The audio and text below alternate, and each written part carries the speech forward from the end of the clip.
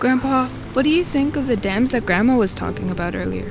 The damming of the rivers changed everything for the Crees.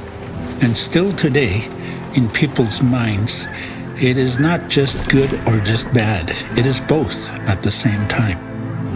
I am happy that we have more power to decide what we want to do on the land. When I was young, hunting was illegal.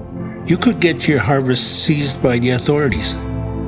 So then you had to forage for food and rely on the generosity of your neighbors.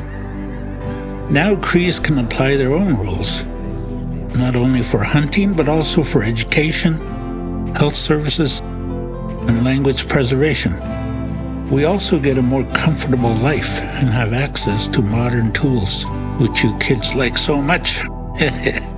You're showing the good side of it, but you mentioned that there's bad in it too. I've seen the dams, and they're big, but was the land that different before? Oh yes, it was. Rivers really were the highways of the past. You could go very deep in the territory by traveling up, and the further inland you went, the less disturbed nature was. Dams not only blocked access to many rivers, it also disrupted the animals' habits. Some waterways were now too big for caribous to cross. Dams restricted fish movement and many trap lines were flooded. But the biggest shock was the way Crees learned about the dams.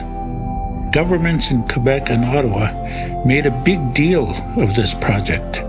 Dams would give them the electricity to become modern societies, but Crees were never informed of this.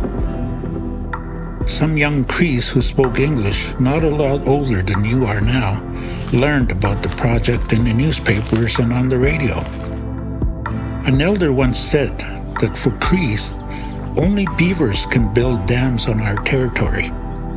But for governments, Crees were a burden, and their plan was to buy our approval to the project.